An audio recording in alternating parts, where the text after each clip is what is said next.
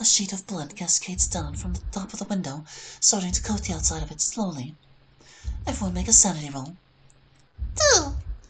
29, pass. 50. 11. Alright, you all lose 1 sanity. Go ahead and take your next steps. Is there anyone bleeding out about the window or anything? Nothing you can see.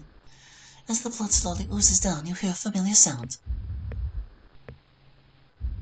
It's totally coming from the window! Nothing for it but to see what the hell's going on with this window. So you're walking over to examine the window? Yes, obviously. It's a paned window. It apparently opens from the bottom.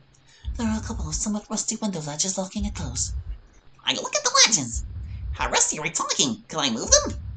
Can I move them without getting tetanus? You could probably force it, it's not too bad.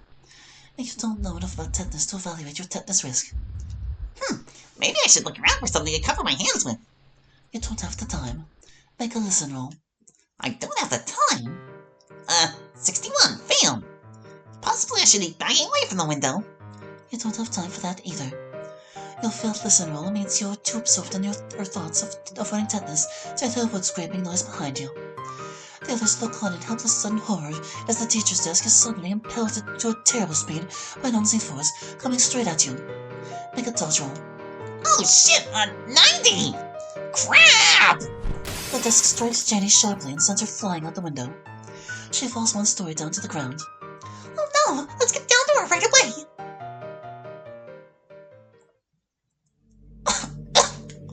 So what now? Am I dead? That depends. You lose 1d6 plus 2 hit points. So roll a d6 first. 3. And what are your hit points? 9. So that's 5. Most of your hit points, that's a major wound. If your hit points fall to 0, you'll be put in a dying state. However, you're not at yet 0. You're not yet at 0, so... I know the rules for damage and dying, Yuri! I just wanted to know how much damage I'd taken! Not lethal. However, you landed flat on your front, and you feel like you've taken damage on the inside. Your muscles and yes, your organs feel like they are in pain. Make a consciousness roll. 12. You remain awake. Suddenly, the others come running. Oh my god! 2 guns! Thank goodness you're alive! Are you alright? Can I stand up, Peacekeeper? You can try. I try. You slowly rise to your feet. Nothing appears to be wrong with your arms and legs, at least. The advantage of landing flat on your front. However, upon standing, you are assailed by mild dizziness and, more importantly, terrible pain deep within your torso. Your body is screaming at you to lie back down. I press on! We need to go back into that room! We will take that desk apart! And it will never hurt anyone again! Come on! 2 guns, I'm not really sure it's a good idea! We should probably follow her! Janie, wait! It's 2 guns! 2 guns, you're hurt! We should take you to get medical attention! It's not that bad! In reality, the pain is absolutely horrendous. You resist the urge to vomit, despite how convenient it would be to show you doing so. I suck it up and keep going without vomiting. Anyway, like I said, it's not that bad. Come on, let's go take apart that desk. Ugh, it's taunting me. Hang on! Before we go upstairs, does anyone else get the feeling that we're being distracted by all the stuff upstairs? Distracted? I mean, if the animated furniture and tapping sounds and window of blood is the distraction, what the hell is the main event? No, Jessica's got a point. Sounds started up every time we started to do something else. So maybe we should go try to break into the cupboard like 2 guns wanted. Maybe. Or maybe we should go check out what's in the basement. And based on what I found, I think that if there's some kind of spookiness going on here, it'll be in the basement. Or at least that's what that weird last will implies. Along with the neighbors desperately trying to get the last will to be nullified. Man, the basement? I learned my lesson, man. I don't want to go in there anymore. Yet. If you guys really think it's a distraction or whatever, yeah, let's go break into that cupboard. I think I should at least check downstairs first. It makes me feel uneasy to be up and what's down there. John, what do you think? I think Jessica's onto something with all that being a distraction. It kept happening at suspicious timings. I also think that it doesn't want us getting at what's in the cupboard, if there is an it, so to speak. But in the end, I think, given the situation, we We really should check the whole place first before we concentrate anywhere. If someone's hiding in there, we need to know. It's a safety thing. Alright, so basement first. Make sure we're clear. And down the rest of the upstairs rooms. And on the cupboard. Now if we want, we can keep checking out the scary blood room. It's really dark down here. Maybe we should do the upstairs part first. Come on, Jessica, don't check it out now. We're already down here, we might as well finish things out. What's down here? A few things. Not all of them are easy to see in the dark, but using your flashlight you can make out some of the room's contents. The stairs themselves are in extremely poor condition. You were lucky to make it down without falling. A single electric light bulb hangs from the ceiling. Flipping the little light switch in the room does nothing, though. The basement is small, much smaller than the floor above it. There is one door hanging open to what appears to be a very small 1 meter by 1 meter room filled with coal. All the walls of the basement are lined with closely fitted wooden boards. So no weird corpse down here. You certainly do not see a weird corpse, or any corpse, no. There's also just a bunch of junk laying around. Various tools, some lengths of pipe, a trash can lid, old bits of lumber, nails, screws, and so on. Some of the metal looks pretty rusty. I take my flashlight and look around carefully in the coal room. You see only coal. Doesn't look like there are any weaknesses in the boards. You do not see any. I start tapping the boards. It only takes a few moments for you to find a spot where it sounds quite hollow when you tap. Excellent. How did you know? Just being thorough. Although when Yuri said the basement was much, much smaller than the floor above, I started to be suspicious. Good call. The real question is, how are we going to get through the hollow part? We could try to shoot our way through. Maybe, but that sounds kind of risky. Just like shooting into the cupboard. One of you younger people could just try to kick down the boards. I'm not sure we're strong enough for that. I keep forgetting you're a little professor. I can't wait till you're an older gentleman with silver hair. Come on, Jessica, let's focus up and stay in character. Keeper lady, you said there were some tools laying around, right? Is there like a saw or a crowbar or anything I could maybe get those, or get through those boards? Roll spot hidden. 84, bam! You do find a handsaw in rather good shape. With a little bit of patience, you could probably start to saw away at the boards. Wait, I thought I failed the spot hidden roll. You did. But I found the handsaw anyway. Correct. Very unsuspicious. Probably means there were better things you could have found and didn't. Well, let's get to it. I take the saw over and start to work my way into the boards. I guess I'll just try to saw a little indentation by holding the saw vertically at first. Then later we can saw horizontally once the indentation gets big enough. You start sawing over your way through the boards as you say. Everyone but two guns make a spot hidden roll. 98. Ouch. 79, fail. 24. That's a pass. Yes. You see a knife rise from the pile of junk floating in the air. Before you can react or call attention to it, it suddenly speeds towards two guns. Make a luck roll. Done. You are positioned somewhat between two guns and the knife. You could try to grab it, deflect it, or otherwise stop it somehow. Grabbing it would certainly require a dexterity roll, though, as with most attempts to... I step in front of it. You are trying to get stabbed?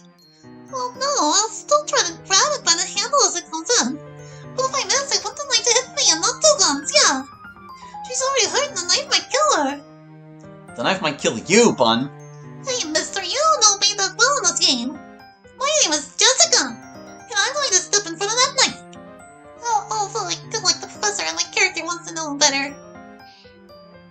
But right now, I need to protect two guns from the knife. So you step in front of the knife? Yes. Alright, well, that takes no particular skill, no roll required. But you'll need to make a dexterity roll to try and grab it, or it will stab you. Well, 91. That's not good. No, it isn't. Let me see. Just need to roll some dice. And there we are. The knife strikes you squarely in the chest, embedding itself into your sternum. Jessica loses 9 hit points. That is a major wound, so you fall prone. Oh no, I've fallen! In fact, make a constitution roll to see if you remain conscious. 68. You lose consciousness. As you fall, the knife pulls out from your chest and hovers in the air. The three of you must make a sanity roll for realizing on a conscious level what is happening. 30. 47, still a pass. 5. You all lose 1 sanity point. Now you can act. We need to pick up Jessica and get out of here. And then give her first aid once we're away from the knife. No way, that's exactly what it was! Don't you see? It's only stabbing at us because it knows we're on the right track! I keep sawing as fast as I can! I look around quickly for something that can be used as a shield against the knife, like a garbage can lid or something. I try to give first aid to Jessica. Alright, we'll get to that in a moment. First we need to figure out dexterity rounds here, since we're in a combat situation. Let's see, first to act will be 2 guns, then John, then the knife, then the professor. In the unlikely event that Jessica wakes up, she would go after John and before the knife. Now then, 2 guns, you're still sawing. As fast and as feverishly as I can! Alright, you make some progress, but the boards certainly are well put together. It'll take maybe 8 to 12 rounds for you to get through. Man, that's a long time with a flying knife around! Still, gotta get through it! I keep going! My turn now. Yes. Can I talk as a reaction, or would that take my turn? Usually you can talk for free, but it depends on what you're actually doing with your turn. I want to look for some shield-like object, like a trash can lid. And simultaneously get the 2 guns to leave the sawing for now and help us deal with the knife. Yes, that's not a problem. You don't even need to make a roll, as you find a bigger piece of sheet aluminum. It's not exactly a trash can lid, and it's slightly awkward to hold, but it should provide some decent defense against the knife. The knife, meanwhile, whizzes right at you. Do you want to fight back against it in some way or dodge? I wanted to try to deflect it with the metal. Alright. Just a regular dexterity roll for that against the knife's regular successful attack roll of 42. 11. A hard success. The knife clatters to the ground, but you can see it start to rise again shortly afterward. Excellent. I helped the professor to try and trap the knife with something. Can I tell just by looking at Jessica whether she'll live if I don't tend to her right now? On the one hand, she has a stab wound in her chest. That does not look good. On the other hand, she's breathing and not visibly in any other distress besides a slightly bleeding chest wound. Go fight the knife, Bubsy. I'll be okay, probably. But it'll definitely be hard to save me with the knife flying around anyway. Hush, you're unconscious right now. Is there anything around me that I could use to contain the knife? Make a luck roll. 11 again. Huh. There's an iron bucket laying right next to Jessica. Perfect. Pick it up, run over to the knife as it's floating up, and try to slam it inside the bucket to the ground. That's a lot to do in a single combat round. I think that calls for a hard dexterity roll. Hard is half, right? Yes. My dexterity is only 45, so I need a 23. 22! Impressive. With an astounding quickness for his age, the professor scoops his knife up in the bucket and slams the bucket to the ground. But now the knife begins rattling against the bucket, trying to push its way out. Are we still in rounds? Not right now, no. I drag the bucket over to Jessica and then sit on it to keep the knife from getting out. And then I want to keep trying to help her. Way to go, Archie! That should keep it busy until we can get through the wall. And indeed it does. While you two break through the wall, Professor Valou, please roll first aid. 39, that's a pass. Jessica seems stable. The knife mostly struck the bone. You stop the bleeding and continue to sit on the bucket. The knife continues to rattle around in there fairly strongly. If you weren't sitting on it, you're fairly sure it would get out. Is there any more permanent container I can see around here? Like a safe or something? Not down here, no. Maybe if you could find a kitchen, it could be thrown in an icebox or some such. But you'd have to get it out of this basement first. Well, I guess it's on you guys to get through that wall and deal with what's on the other side. I'll keep this thing under control in the meantime. I'm not much good in a fight anyway. We're on it, Chief! Taking care of Jessica while we're gone! I probably could have, buried it in coal. Ugh, it's gross in here! Make a listen roll. 39! In addition to it being dark, you can hear other stuff moving around somewhere else in the wall, or in these walls. Rats, perhaps. Ugh, gross! Come on, John! You arrive in the hidden room. Holy shit! The room is lined with skeletons in ceremonial clothing. At the top sits a body in what appears to be priestly robes. The body is skinny, with ghastly, wide-glaring saucer eyes and a thin, sharp nose. Some kind of chain with a pendant hangs around the neck. All the hair is gone, and the gums have shrunken, making the teeth look very long. From the body comes a sharp, sweet, churning scent, like rotten corn. All else is deathly still and silent. Well, I'm going to climb up there and see what's going on. Make a hard claw roll. 50. You approach the wall, but the muscles of your chest and sides scream in agony and refuse to operate, or cooperate. You cough and hack. Is that a little bit of blood you just coughed up? I still don't feel great from the fall, I get it. Is there anything else in the room that I can see? Spot hidden roll, please. 7. No, there's nothing else. Damn you. Well, at least we found the source of any supernatural problems. The question is, what do we do about it? Set fire to it, obviously. That might get rid of the problem, but it might also endanger the property of our client, the nice man who paid us in advance. I think a better idea is that I should try to get up there and examine that body. Maybe if I get a look at that amulet, I can figure out what's going on. As you say this, you start to feel very strange. Make a power roll. You are opposing power of 90. 90? Well, 65, that's a regular pass. 40, hard pass for me. 2 guns, you notice that John starts to trail off and stops saying anything. He stares fixedly into the distance, as though listening to a distant sound.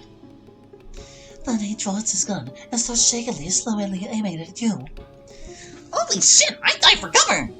You dive behind an outcropping of rock. John, make a pistol roll, hard difficulty. 59, that's a mess at hard difficulty. The bullet hits your cover, 2 guns. What do you want to do? If I shoot back, I might hurt John. I don't want to do that. Is there any, a big heavy rock around or anything? Yes, there's plenty of available rocks of all sizes laying around this cluttered room. If I hit John in the head with this, would it knock him unconscious? That depends. You're not a doctor, so you can't really tell. But it certainly might. It could also certainly hurt John seriously. He's getting ready to take another shot at you, so you must decide quickly.